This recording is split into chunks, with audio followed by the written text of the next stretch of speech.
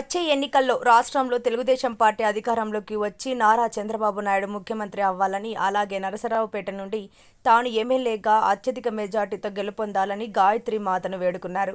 Narasaraopet Telugu Desam party in-charge doctor Chedalavada Aravindababu Narasaraopet మండలం ములకల్లూరు గ్రామంలో గాయత్రి హోమం నిర్వహించారు. ఈ కార్యక్రమానికి నరసరావుపేట నియోజకవర్గం TDP incharge doctor Chedalavada Aravindababu ముఖ్య అతిథిగా హాజరయ్యారు. గాయత్రి మంత్ర నిర్వహణ కమిటీ డాక్టర్ చెదలవాడకు ఘన స్వాగతం పలికి శాలువాతో సత్కరించి గాయత్రి మంత్ర పుస్తకాన్ని బహుకరించారు.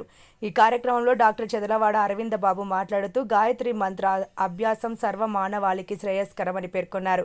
మనసు ప్రశాంతంగా ఉండాలన్నా, మనిషికి మంచి లక్షణాలు అలవడాలన్నా గాయత్రి మంత్రం అభ్యాసంతోనే సాధ్యమవుతుందన్నారు.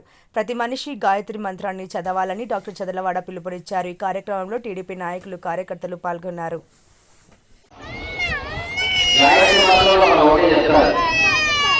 ఆ ప్రాణ స్వరూపుడైన దేవ స్వరూపుడైన పరమాత్ముడు అనునిత్యం మనల్ని నీతి నిజాన్ని కూడా పెట్టడం జరుగుతుంది. ప్రతి నిత్యం ప్రతి సెకండ్ కూడా మనం రోజు గాయత్రి మంత్రాన్ని పఠిస్తూ ఉండాలి. అలా పఠించడం వల్ల మన మనసు ప్రశాంతంగా ఉంటుంది. మనం కూడా కామపూర్వక మరణానికి దూరం ఉంటాము. ఇది సత్యాన్ని గ్రహించాలి. నేను అనునిత్యం కూడా నేను పుట్టినప్పుడు గాయత్రి మంత్రం జపిస్తూ ఉంటాను. గాయత్రి మంత్రం జపించడం వల్లే నేను ప్రతి కార్యక్రమంలో కూడా నేను ధైర్యంగా ముందుకెళ్తూ ఉంటాను. నా కష్టం వస్తే గాయత్రి మంత్రం జపిస్తారు. అదేవిధంగా నేను సుఖాల్లో ఉన్న గాయత్రి మంత్రం జపిస్తాను, నష్టాల్లో ఉన్న గాయత్రి మంత్రం జపిస్తాను. ఎందుకంటే ఇవన్నీ గాయత్రి మంత్రం నిత్యం జపించే వాళ్ళకి నిత్యం తప్పనిసరిగా వాళ్ళ పిల్లలు చదువుకుంటారు, మంచి మంచి స్థితిలో వాళ్ళ పైకి వెళ్తారు.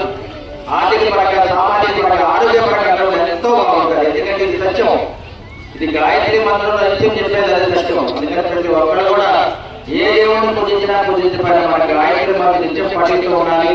దీని సత్యం. ఎందుకంటే మా ఇంట్లో మేడం గారు కూడా నిత్యం గాయత్రి మంత్రం పఠిస్తూ ఉన్నారు. నేను కూడా అదే అవ్వాలి కాబట్టి మీరు అందరూ గాయత్రి మంత్రాన్ని పఠించండి. ఈ భారతదేశంలో రామరాజ్యంగా మాత్రం మీరందరూ కూడా కష్టపడి పనిచేయాలి. అదేవిధంగా మోడీ గారు అందుకనే మొత్తం కూడా అయోధ్యలో మన శ్రీరామవారిని ప్రదర్శించడం జరిగింది.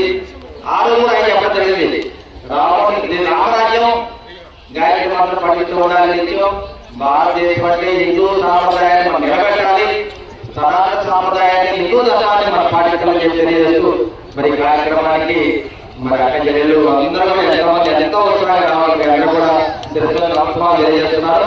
మీ చదవాలి అనంతబాబు టీడీపీ ఇన్ఛార్జి, మీకు రాబోయే ఎమ్మెల్యేని గుర్తుపెట్టుకోండి.